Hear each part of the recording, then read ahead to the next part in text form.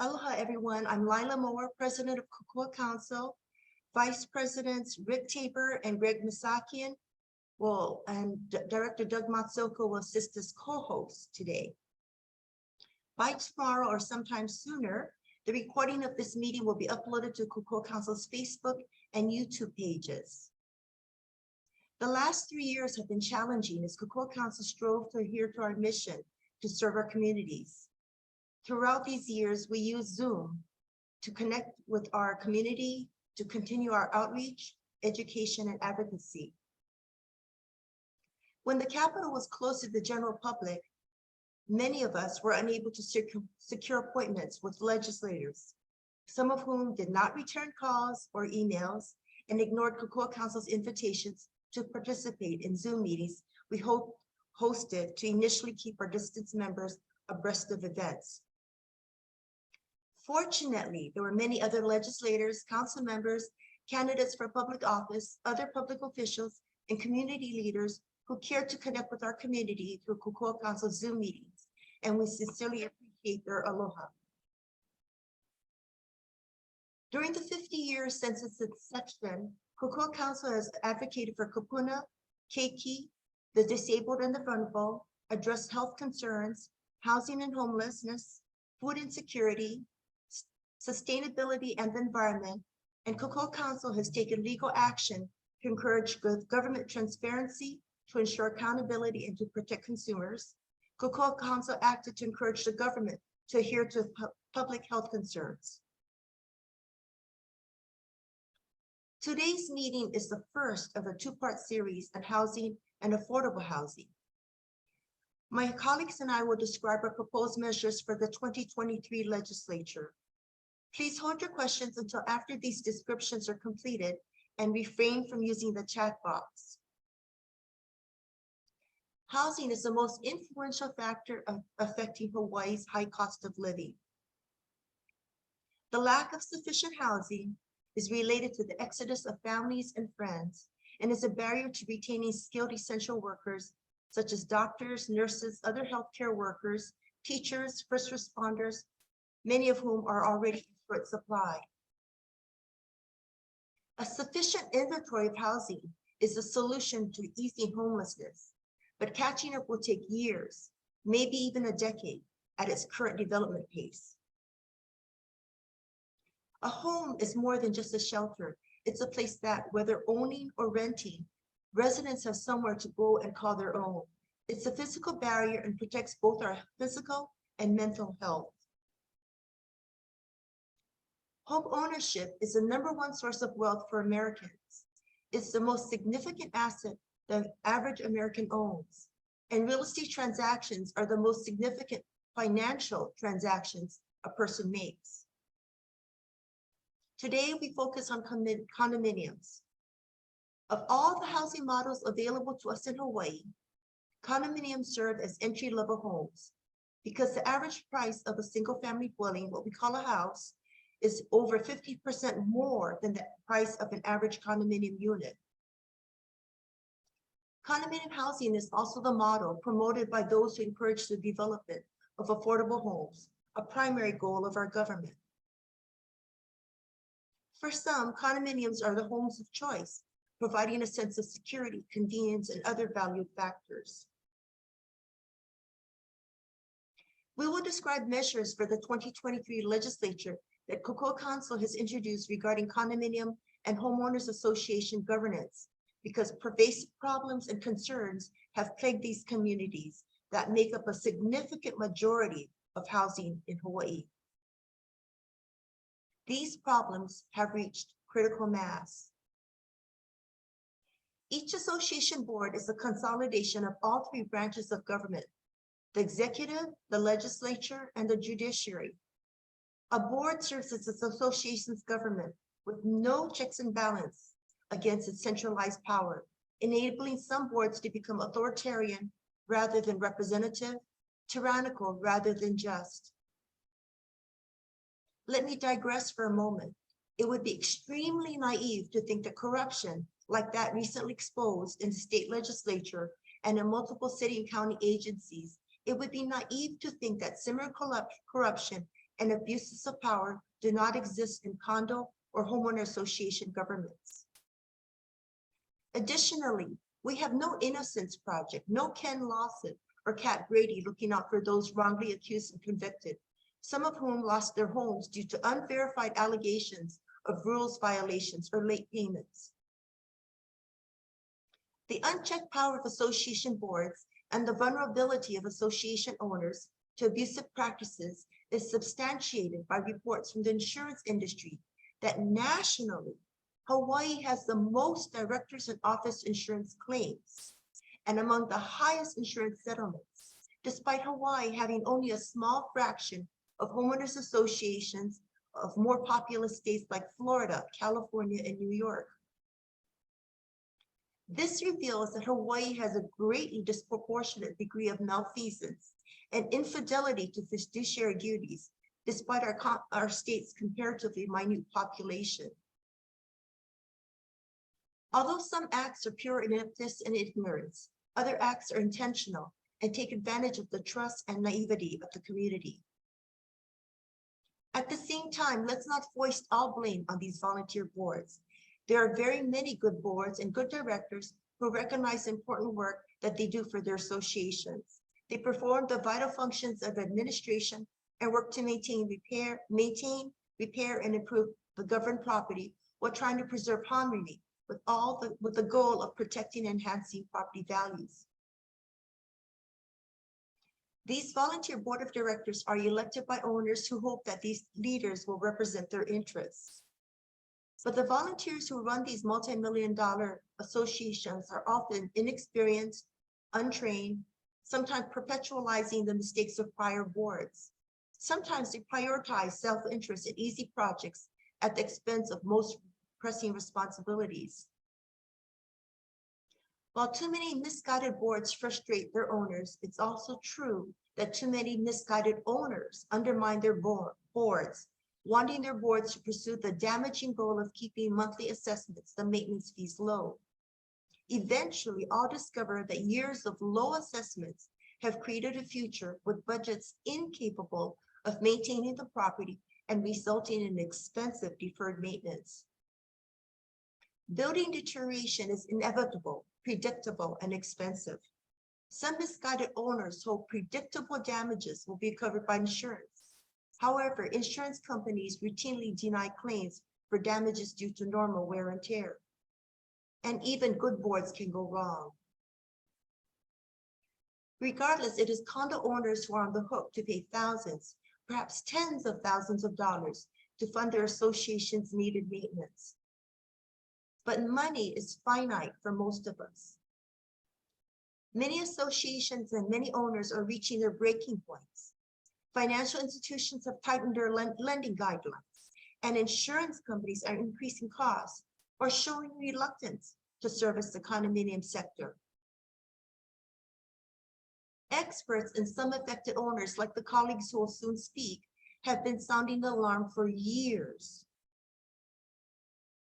Lawmakers and housing policymakers have largely ignored the mounting problems, lulled by the claims of the condo trade industry that there are only a handful of disgruntled owner and rare malfeasant boards.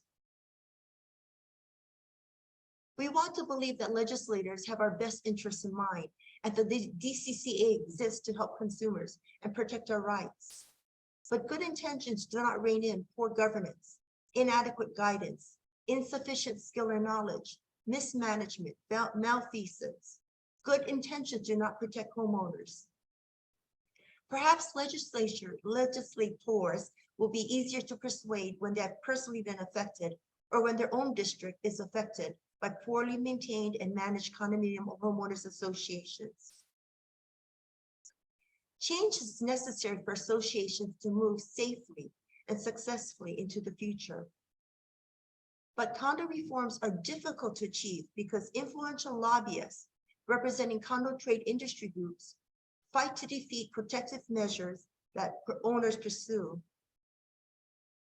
Speaking of protection, the biggest obstacle for many homeowners is our limited resources, and few can afford expensive legal representation.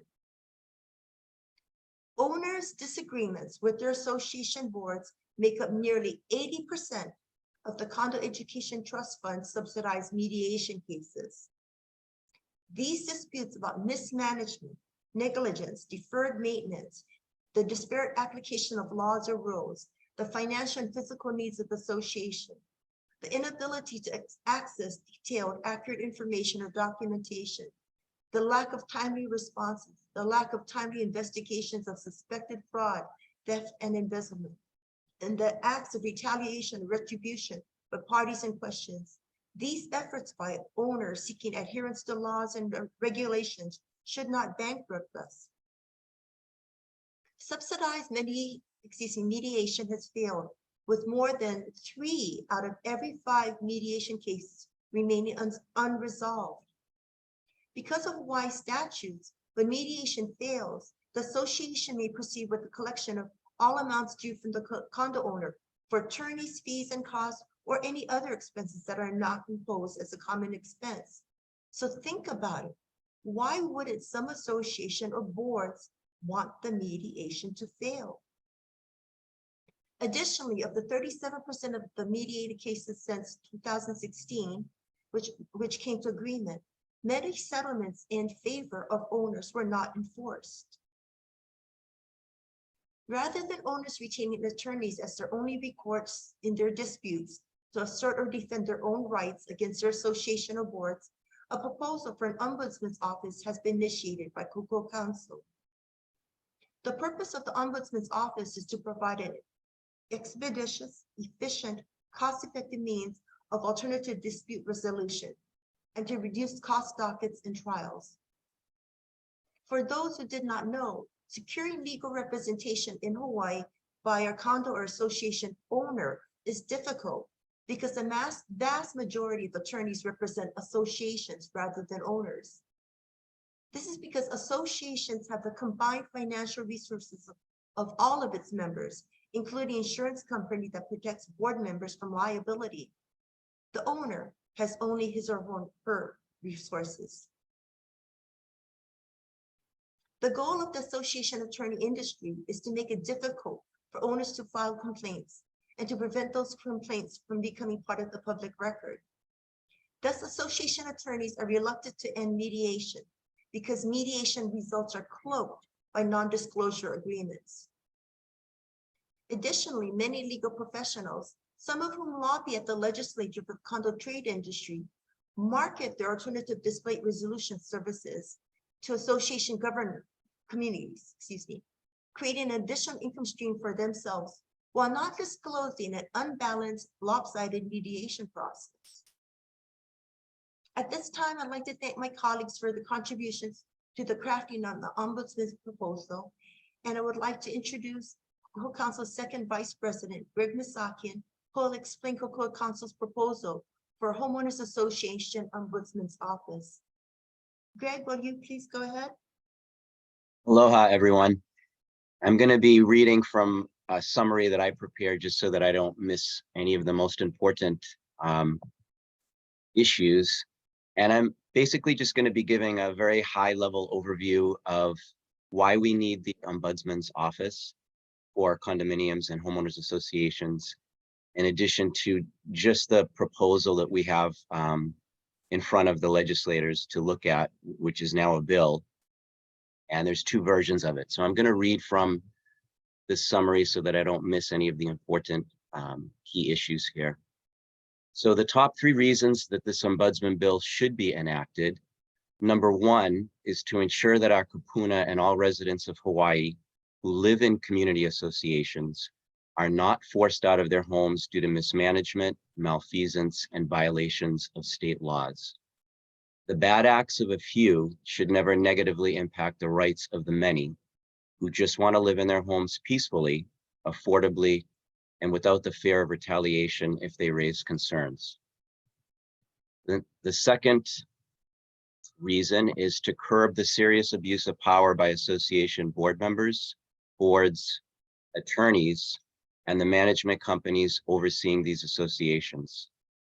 And the third, and really, the most important aspect of this ombudsman bill is to provide enforcement for the laws the state legislature enacts. And without that enforcement, we really have nothing. We have the Wild West. So we currently have two different versions of an ombudsman bill introduced. Both measures were drafted by myself and Lila Mower with input from numerous homeowners and concerned members of several organizations that share dialogue regarding condominium and HOA issues and concerns.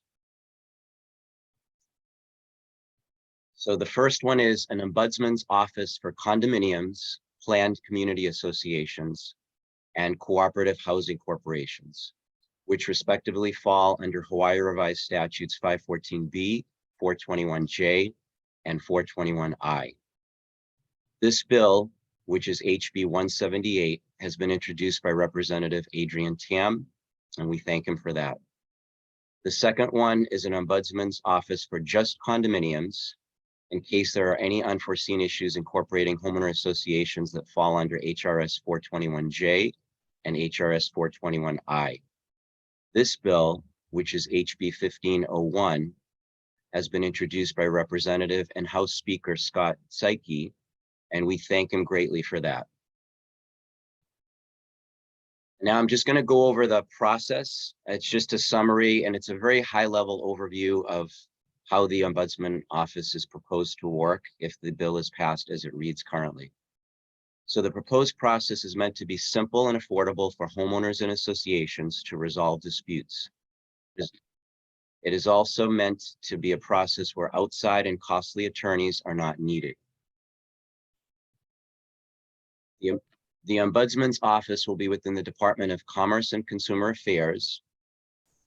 The current condominium specialist positions will remain, but will shift and be called intake specialists.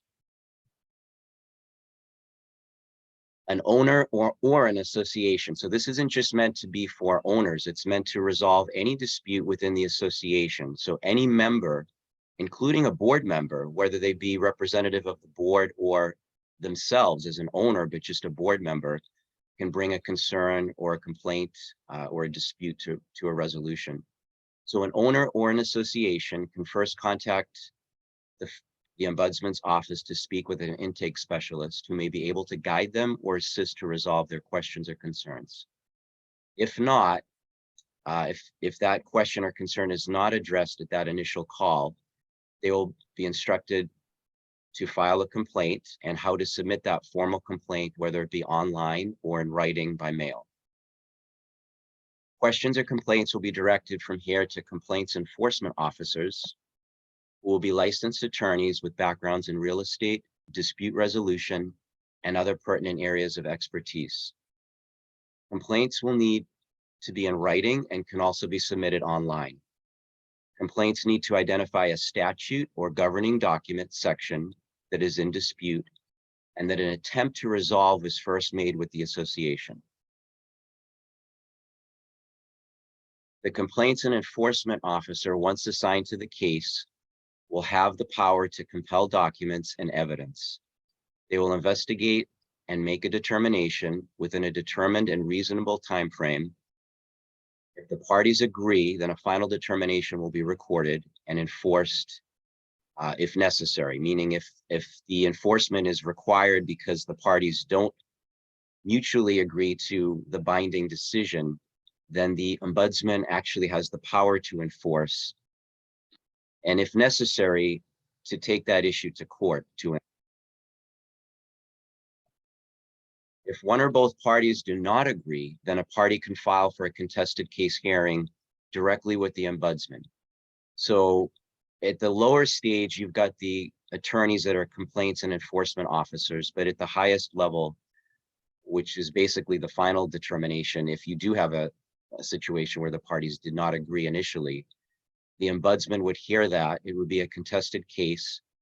This process will be similar, but the determination on the contested case hearing will be final once rendered by the ombudsman. We have removed mediation and arbitration, as these have both been identified as problematic, costly, and are not working for the majority of cases filed, and the many cases never filed, as just the cost to file for mediation is $375.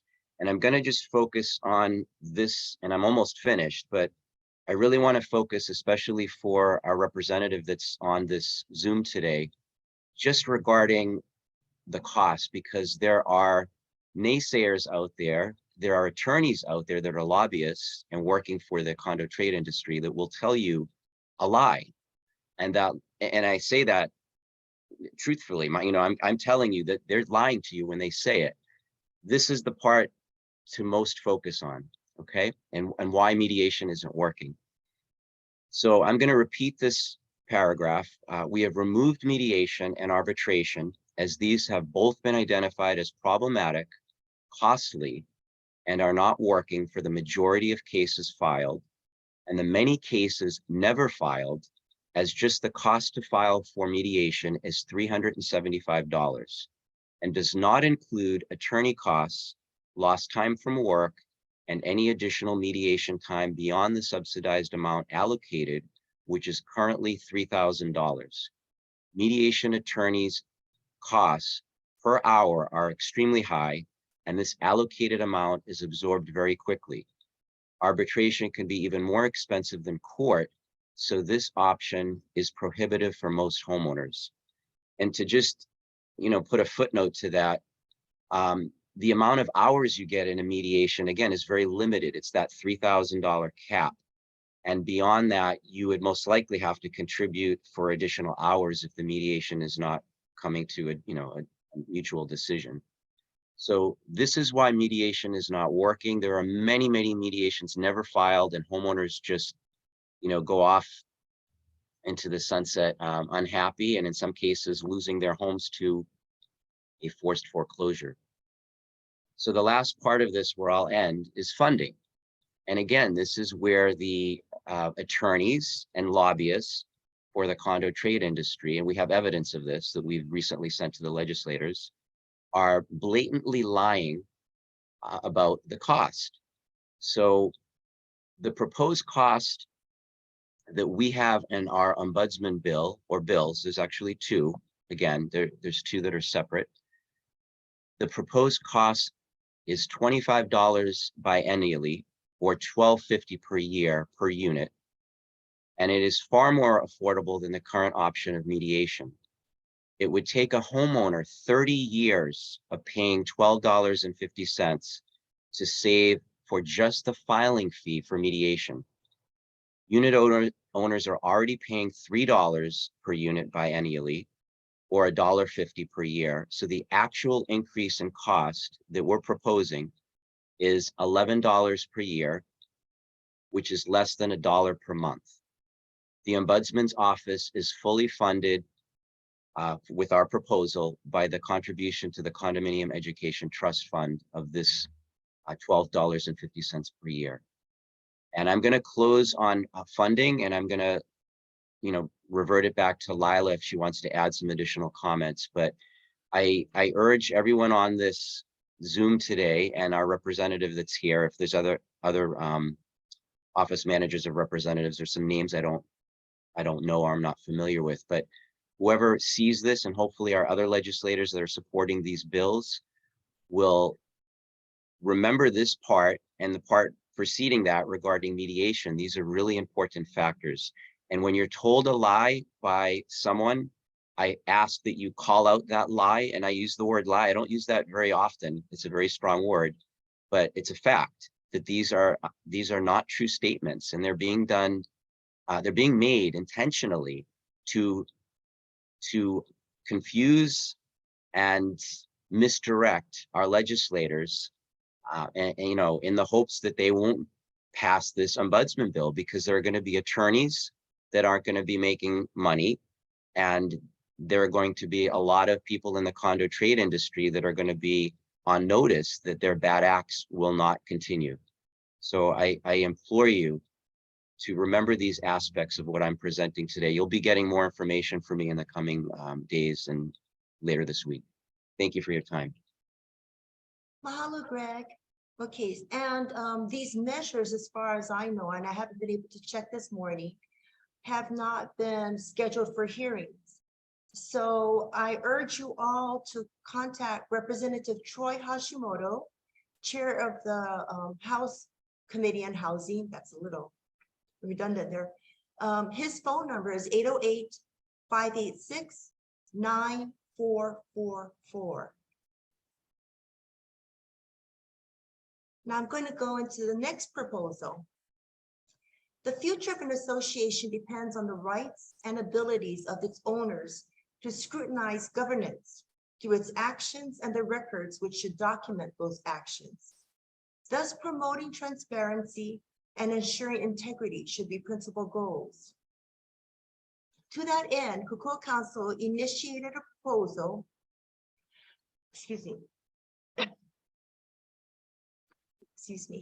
sorry about that, for the creation of a statewide database of condominium documents. The proposal was introduced to the Senate as Senate Bill 1201 and to the House as House Bill 1297. These are known as companion measures, meaning that the same measure was introduced in each chamber of the legislature, which may, we hope, increase its chances to be heard. Currently, by July 1st of every odd-numbered year, like this year, 2023, most condo associations that have 6 or more units must register with the DCCA. To register, an association completes a form and pays fees, some of which go into the Condo Education Trust Fund. In a moment, I'm going to share a screen and show you what that looks like. So I hope this works.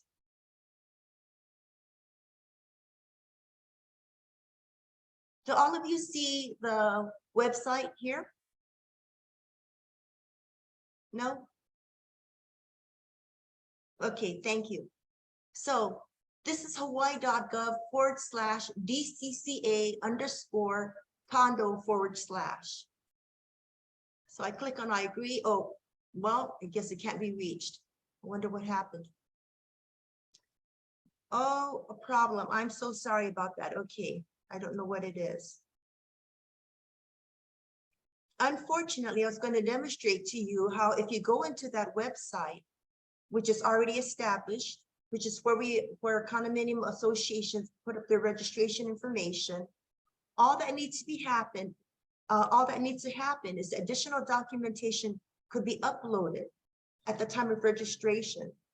These documents are, for instance, the copies of the governing documents, evidence of the association's fidelity bond, insurance policies, reserve studies, minutes of the board and association meetings for the prior 12 months, the association's planned capital expenses for the coming 12 months, its most recent audited financial statement, its most recent budget, all reports in the preceding 10 years regarding the association structures, and the locations of all posted building permits.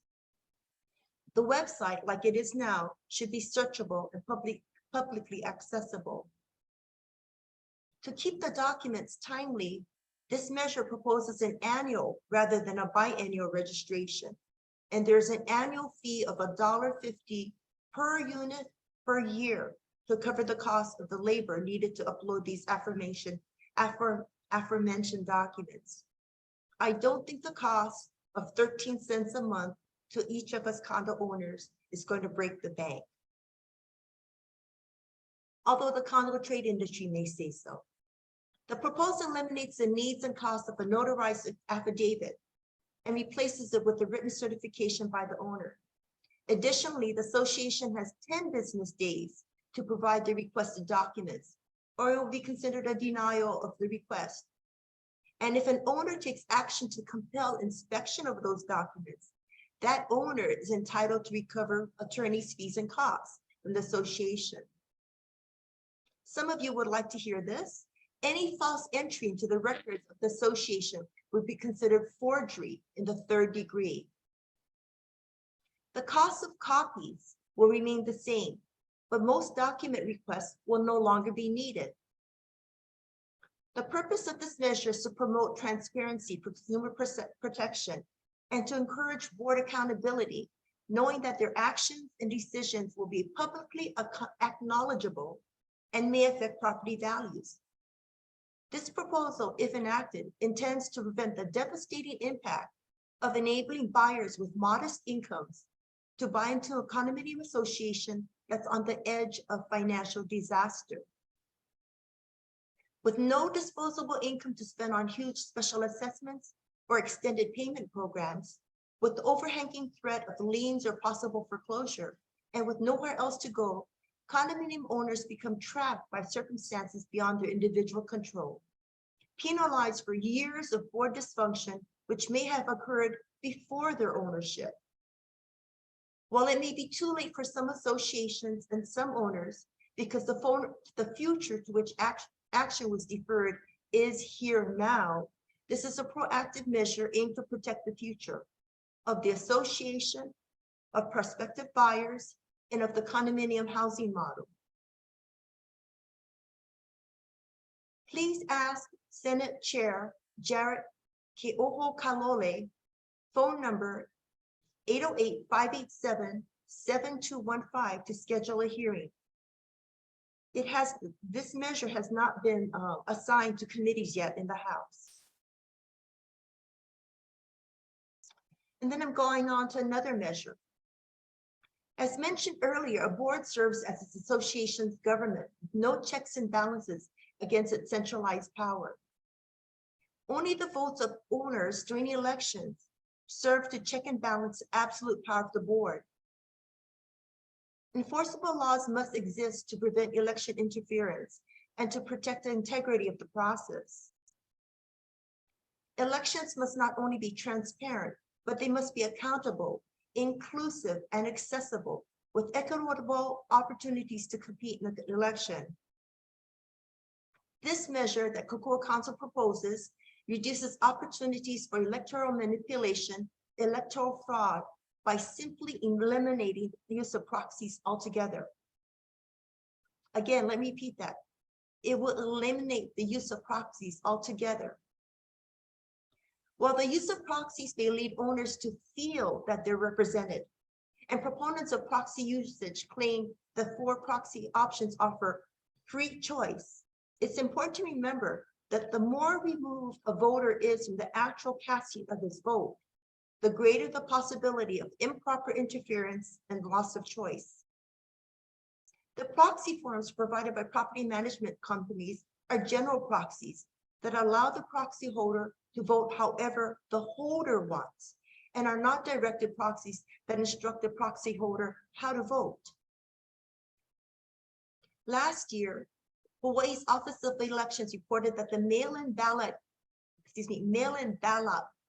turnout was a recorded 96% of overall voter turnout. A similar direct voting by ballot method, by postal mail and electronic mail with an auditable document trail, will benefit, engage, and empower more condominium owners than the current electoral process defined in 514B, and would obviate the need for confusing and defraudable proxy assignments. The mail-in proxy ballot allows more owners across the world to directly participate in their association's elections. Please contact Chair Jarrett Keoho Kalole, phone number 808-587-7215, and Chair of the House Committee on Housing, Troy Hashimoto, to schedule SB 176 for hearing. Rep. Hashimoto's phone number is 808-586-9444. Now my colleagues Dale and Lourdes have proposals which they initiated. Kokua Council Director Dale Head will start, followed by Lourdes Scheibert. Just to let you know, there are longtime advocates for condo owners who I met at the legislature many years ago. Please go ahead, Dale. Okay, folks, let me start off with 2 words. We've heard before, never assume. Just because an owner marks the ballot for instance, the board to be divided equally, voted by those individual board members at the meeting how they wish, doesn't mean that happens. It's my experience doing audits that the property manager scoops all those proxies and keeps them into one bunch. Then he divides them, gives them to the people he wants to keep on the board. It is a manipulated election. stolen. And there's no office to go to. I go contact DCCA, they tell me, go to court. Only court order.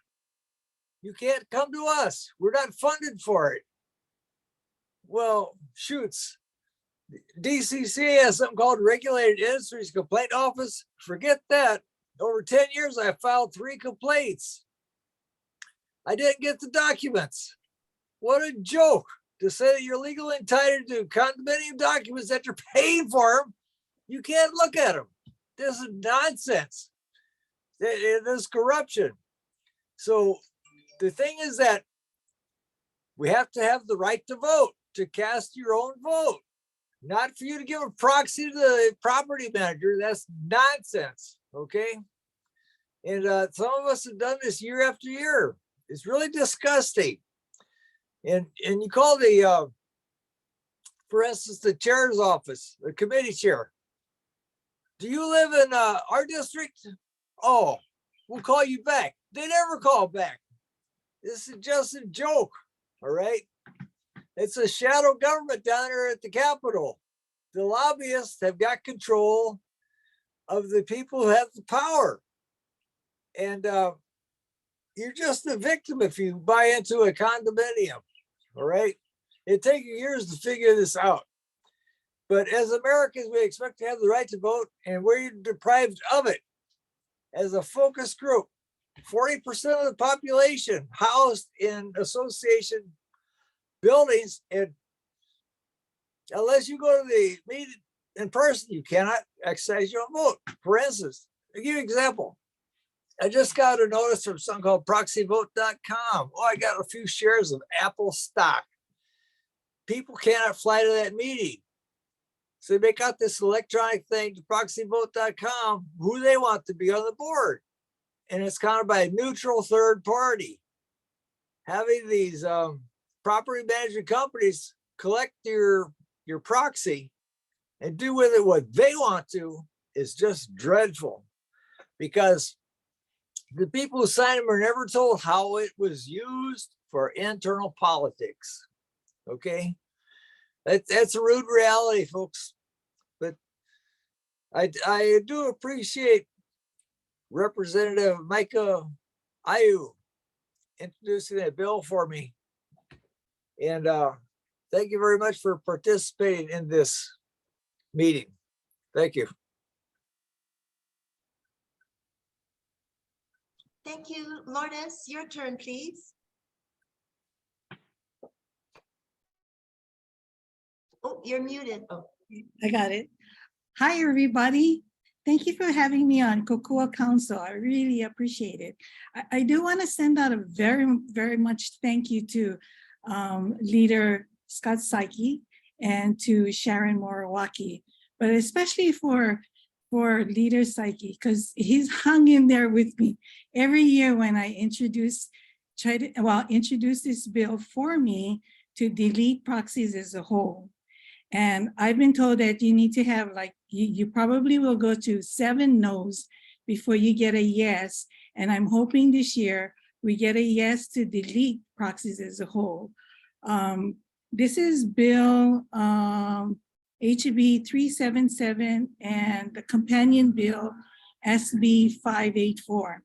And just to give you a idea on how long Lila and I and Dale have been working on being an advocate for owners' rights, is that I'd like to give a shout out to Senator McKelvey, who listened to my very first passionate testimony in front of him on retaliation.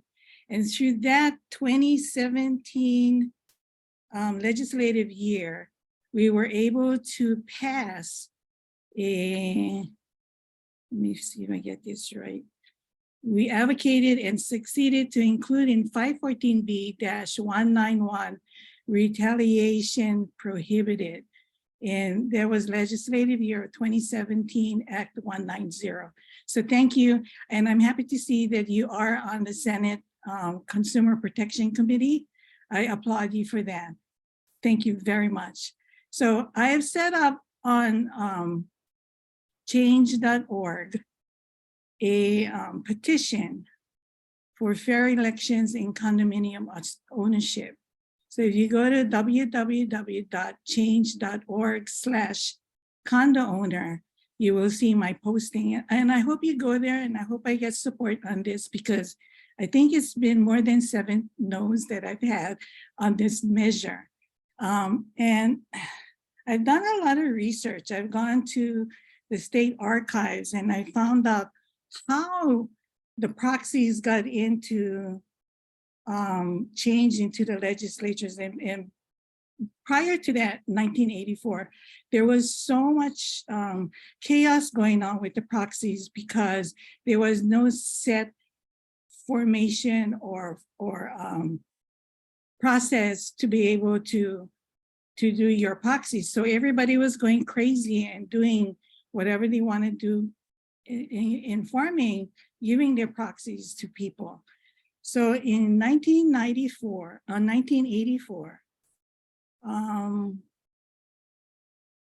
Dinman and Yokohama recommended to Senator Steve Cobb on adding a proxies to be shared when an owner desires to be shared to each individual board member at the meeting. So in 1994, I discovered the language for that for that particular passage of that proxies. And it does say share to each director. However, in 1996, and thank you, Dale, for, I forgot about this. In 1996, 2 amendments were introduced by the Community Association Institute Legislation Active Action Committee. The first is assign proxy to the board as a whole. The second assigns proxy to the board to be divided equally among the directors attending the meeting. The real estate, and this comes from the archives because I went to the state archives, and I discovered that the Real Estate Commission also testified with a letter to the Senate House Committee on House Bill 3241. And we question if the amendment will provide for more abuse on the use of proxies and whether a new set of problems will appear, such as a new type of proxies and or more challenges to proxies. So I challenge these proxies to the board as a whole, because proxies, and this is on my petition, proxies to a board as a whole simply provides the board a mechanism to vote for itself. For the board to vote to re-elect current members, such as those that historically vote with the board. A board in possession of large blocks of proxies can even vote for new members they believe will conform to only the current board members' mission.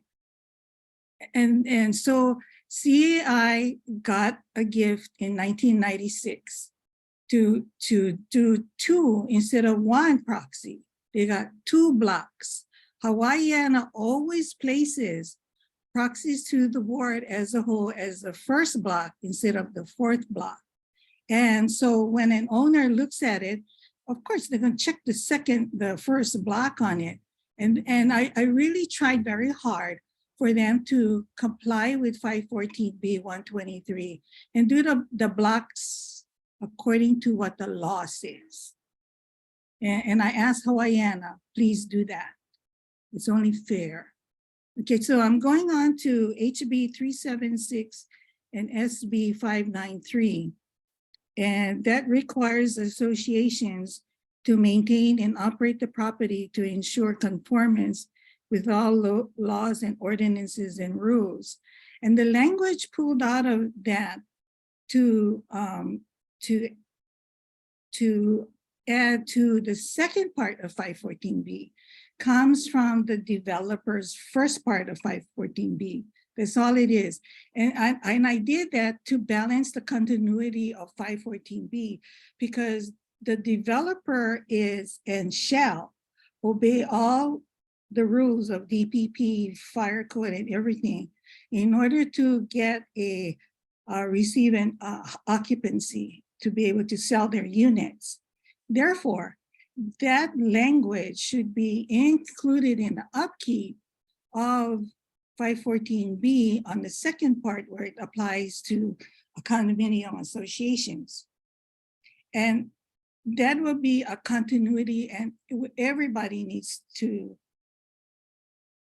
upkeep the condo that was turned over to you by a developer who was shall obey all ordinances.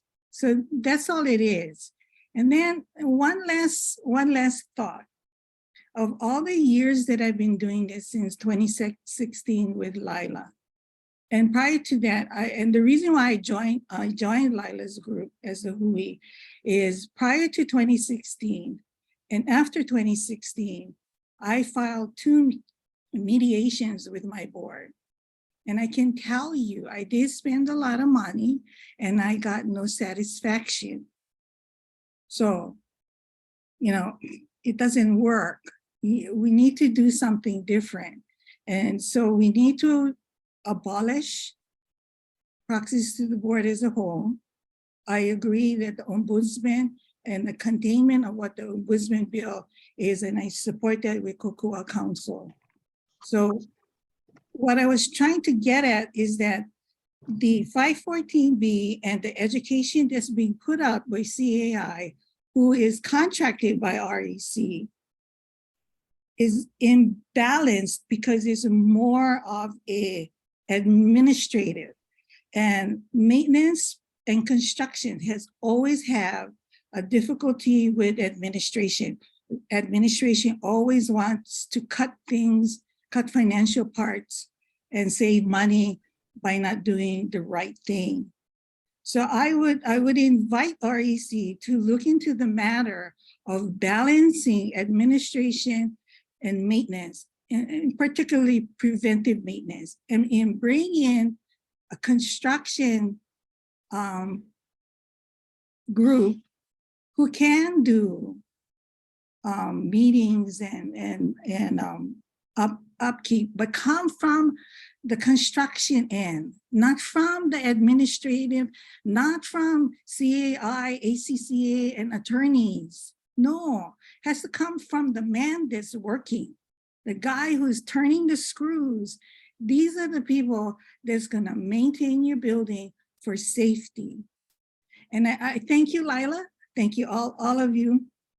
I miss all of you guys in Kokua Council. Thank you. Thank you, Lourdes.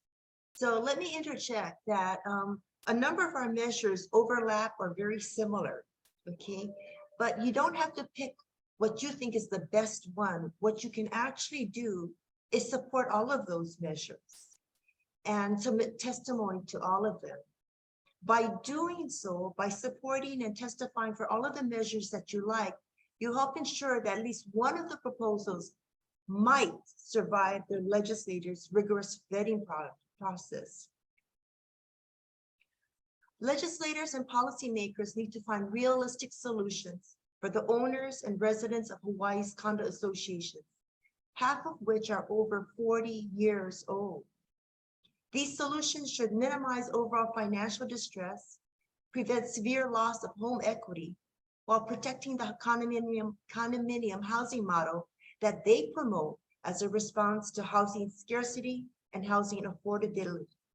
Let's see if legislators are up to the task. So thank you to everyone who has been patient and would like to ask questions. There is, I guess it kind of depends on your Zoom screen, but you can, at the bottom of my screen, there's a smiley face that says reactions, and you can use that to raise your hand to ask a question or to make a comment. So please go ahead and, whoops.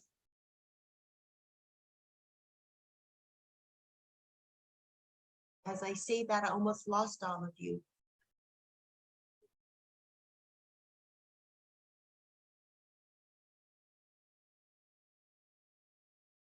Well, if not, thank you very much for your attention. We close this program today to invite you to a Zoom meeting tomorrow regarding advocacy, and it's offered by Virginia of the Public Access Room. If you are interested in attending that Zoom meeting, please email kokuacouncil.hawaii@gmail.com for the link by 9 a.m. because the Zoom meeting will be at 10 o'clock. Again, that would be, please write to kokuacouncil.hawaii@gmail.com for the link by 9 a.m. for the 10 o'clock meeting. If there are no more, no, thank you. Nalea, yes, I don't know if everyone can see the chat box. She was asking about all these bills, and I put them out at the very beginning. So if you go to the chat box, please try to see if you can go to the top of the chat box. I think I posted them at 11:19. Can anyone see those links in the chat box or no? No, they're not showing up, Lila. Okay, what I'll do is I will send out an email. And let's see. Thank you. I see everyone's response there. Thank you very much. Okay, Dale, I see your hand up. Go ahead. But first I mentioned those links you put during my chat on an iPad Pro, but you have to scroll through the chats to find them. They're towards the top now, okay? But I'd like to mention, folks, that the original US Constitution didn't address voting rights. Our Hawaii Constitution was, we got stated in 1959 before we had HOAs here in Hawaii. So there's nothing in there about voting in HOAs, all right? So if you assume that you have voting rights, no, you don't.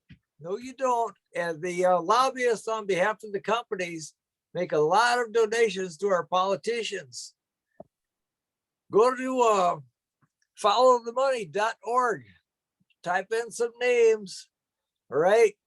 And tap in a few politicians' names and you'll see the same donors time and again. They go type in the donor's name, you get a whole list of politicians they give money to. So follow the money.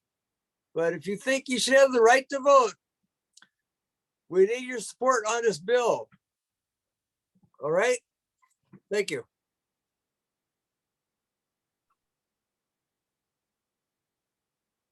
Thank you. Okay, Barbara, your question asked for direct voting and electronic voting. Okay, the measure is that I'm talking about that eliminates proxies and goes to direct voting. Yes, you can do it electronically too. So I hope I answered your question. So Lila, Yes, go ahead. so does that mean that so someone, you'd have to have electronic voting for direct voting, right? No, you don't. You can, just like how right now we can return proxies by hand delivery, personal mail, but you can email, you can fax. That would be the same thing with the ballots. You can email your ballots in, you can fax your ballots in, you can mail your ballots in, you can vote in person at the meeting. Okay. Okay, so you're asking that there, our Doug's bill asks that all the voting, what am I trying to say, be done by the owner, him or herself. That's correct. They There's can't give a proxy to their next door neighbor. Right. Just like our 2020 and 2022 public elections, we had that option to vote in person or mail in our ballots, right? Okay, And we had a window of time to mail in our ballots. It wasn't like you have to mail it in today. There was a window of time to mail in your ballots. Same idea, except for condominiums, we have one more plus. You can send it in by electronic, by email or by faxes. okay. Okay, Greg, I see your hand up. Yeah, I just wanted to comment on what Barbara just said and what you were just saying. The absurdity of this, and I know Dale knows this, is that you can email the proxy a scanned image of the proxy. I'm in the process of, going forward to be doing the request for solicitation. I don't agree with proxies, but it's the only way I can do this if I want to run for the board. So I'll have to do a letter for solicitation. So any of these proxies that I receive, I did this one other year, I can email them or fax them to the management company. Yet why not be able to just have that as a ballot that I'm sending? And that's the way it used to be when I lived in a condominium in San Francisco. They would go in a secure envelope, and then they would be opened at the evening of the annual election. So they would have some oversight that those were sealed envelopes. Those votes would come in for directors.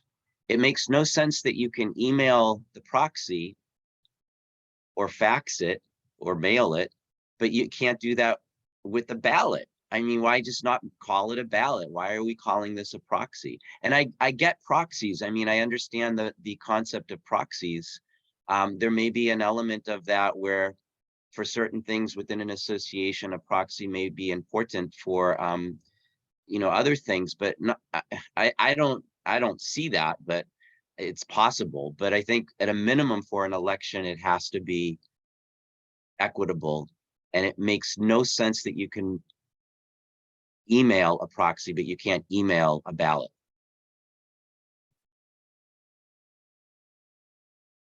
I agree.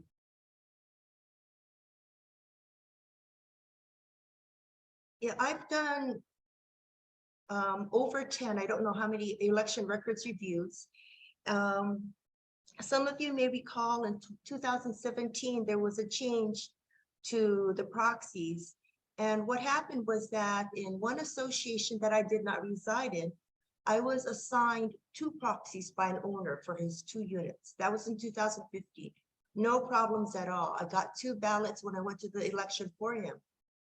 The next year in 2016, guess what? I drove that owner to the management company, looked at his proxy forms before he turned them in. The election came around. The proxies were not assigned to me. Well, one was not. And the ballot went to the board as a whole, because the option was at that time, if you worked with that property management firm, and there were 2 property management firms doing this, if more than one proxy option was checked, or none of the proxy options were checked, until we changed the law, those proxies automatically were assigned to the board as a whole. Isn't that interesting? And it tells you what the property management firms are doing. So now, if more than one box is checked, so there's 2 boxes or 3 boxes checked or 4 boxes, or if none of the boxes are checked, but it's sent into the management company, it is now counted for quorum purposes only. But the bad thing is, even if we change the law, if a correctly processed, executed proxy form is delivered to the management company, and somehow someone alters it, sure, the board is not going to have it anymore. It's going to go for quorum purposes. But if you are the assigned person, you don't have that vote either. You don't control that vote either. And that's a problem with proxy forms. When we realized this in 2015, when I looked at that document, I realized, oh my God, this is what they're doing with proxies. That tells us how much proxies can be used to defraud our elections. So, okay, if anyone needs to write to me, because I see Zoom user asking me for my email address, please use kokuacouncil.hawaii@gmail.com. kokuacouncil.hawaii@gmail.com. And Lourdes, I see your hand up. Go ahead. Oh, okay. It just seems to me that because there's no overview on the proxies when it comes into the management company, wouldn't it be sensible to have, like in regular elections that we have, somebody who, a third party or whoever wants to oversee the proxies opening? So the management company will collect as many as the proxies arrive 2 days ahead of the deadline. 2 days ahead, someone goes in like me. I would go in and I would observe opening of the proxies. That would give more integrity to the elections itself. And, you know, I think that's would be solvable. Is that a right word? But it doesn't take too much to add that to 514B, nor for a person to go down there and oversee it. I don't see any problems with that. It's like, it doesn't cost any money. Well, But go ahead. the only problem is, yes, you could have a third party overlook the examining of proxies, but again, why have that necessary step? Just eliminate proxies altogether. Now, just to I agree. let everybody know, I support Lourdes's efforts to remove the board as a whole as a proxy option. Every time that's come up, I do that. Even if, and okay, I'll take all the fault for the bill regarding the direct balloting, because I was the one who worked on that. So if there's any problems with the bill in its original form, it's my fault. If there's any oversights or anything, I apologize. At any rate, while I support my own measure, the one I wrote, I will support Lourdes's, because if my measure is killed, maybe not even, you know, get a hearing, there's a possibility that Lourdes's measure, the one that she worked on, eliminating through the board as a whole, has a chance to survive. I would rather have that than nothing, which is why I'm saying that even if there's similar proposals, you don't have to pick and choose the one you want. Do all of them, support all of them, because there's a possibility then we can have something that's protective of our rights as owners. Something is better than nothing, right? Well, you know, with the direct voting, I agree that you really don't need any proxies. But like, I agree with you, it's happened so often to our measures introduced by our senators and representatives. And I think one year I remember it got gutted. And I was like, oh my God, can they do that? And then they change language, they delete stuff, they amend this, they amend that. And but my bill, my measure, is kind of hard to do any changes, you know. You cannot gut something like that. It's just really straightforward. You delete proxies as a whole since 1996. And I really think CAI should really support this bill to be fair. But I agree with you. Hey, let's just move forward, do as much as we can, because gut and replace is a real thing. Right.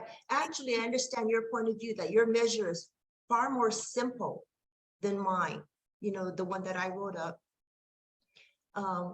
And so if they played around with it, and I shouldn't use that word when we have a representative with us, but when the legislators amended, not play around with, forgive me, but when the legislators amended a simple measure, it's easy to find what they've done to adjust, you know, to amend that proposal. Certainly a longer proposal, whether it is, Greg, what was it? Our ombudsman proposal is 90 pages long.